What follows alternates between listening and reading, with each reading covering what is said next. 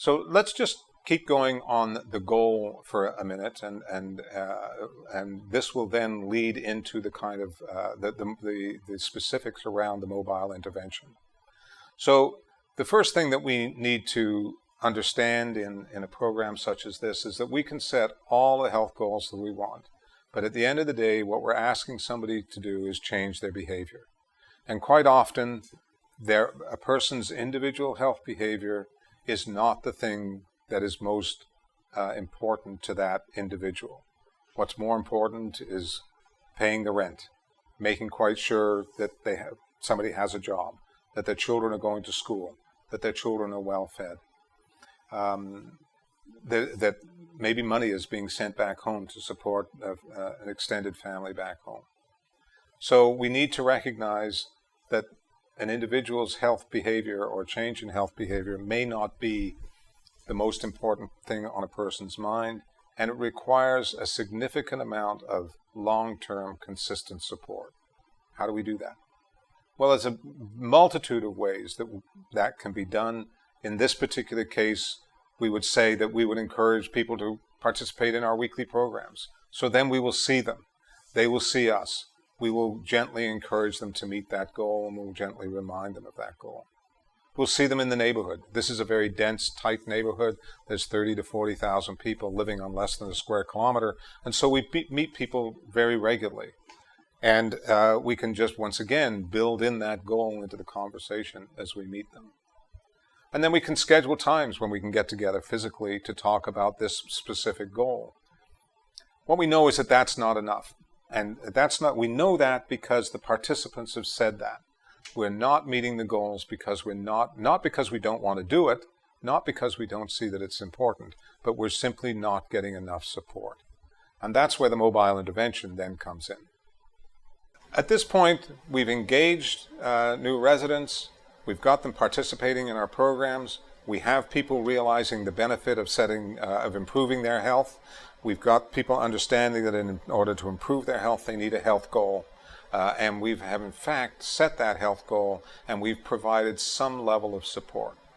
In our team meetings, what happened was that we noticed that people were not achieving those health goals with the kind of support that we were providing, and that we needed to do something more to help them achieve the health goal, not because just we knew that, but the residents themselves were asking that. And so we needed more support.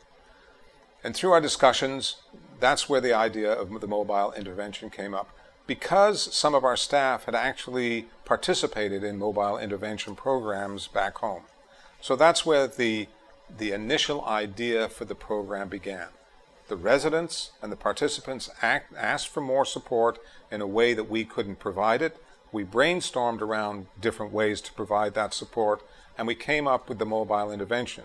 Not that it was the newest thing on the block or nobody else had done it, but for the very reason that somebody had already done it before and had experience with it. We were very fortunate when it came to the concept of mobile intervention.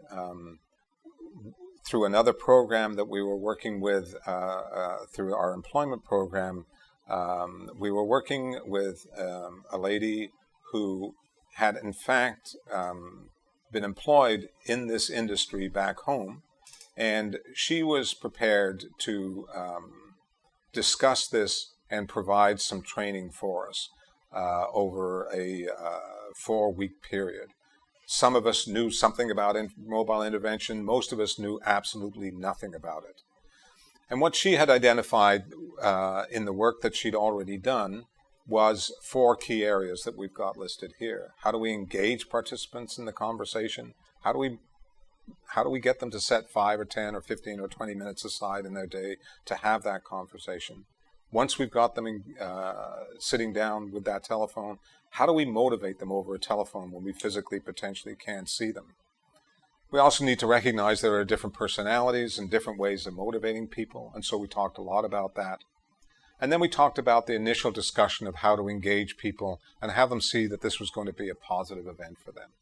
So we had 4 sessions, 4 2-hour workshops around that. And by the time we were finished that, most of us had a very clear understanding of what mobile intervention was and what it was going to look like from our perspective, how it was going to work at Community Matters. So once again, like building the basement, we did not go too quickly into this. Once we knew what mobile intervention was all about, it was important that we did not just jump into providing the service. And as with every program that we do here at Community Matters, the first thing that we did was some best practice research.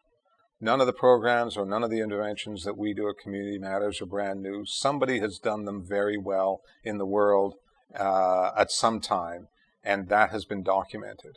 And so we asked 3 of our staff, our community assistants, to do the research to see what worked really well and what came out of that research around mobile intervention. And the one thing that came back consistently was that the mobile intervention is not a program in and of itself, but it is a support tool for something that is already in place. And that was really important for us in designing the program. So we looked at this as a tool of support for something that was already in place. It had a significant impact on how we developed this program. So that was the first thing that we did. And then we took a look at our current social media and how well that is working, because there's a lot of lessons in that. We had worked on a health library, extensively on a health library, where we had a lot of health information. We put a lot of time and effort into it, and quite frankly, people were not using it. And there was various and sundry reasons for that, but at this point, it was not being used well. We were starting to use social media, and what we found was that our WhatsApp applications had excellent success in outreach. We were able to bring people into our programs through WhatsApp, but we had limited success in motivating people to meet their health goals. So we did this preliminary work first. We did the best practices. We saw that it was an opportunity to provide an additional support tool for a program that was already in place, and we critically analyzed the success and the outcomes of our existing social media work.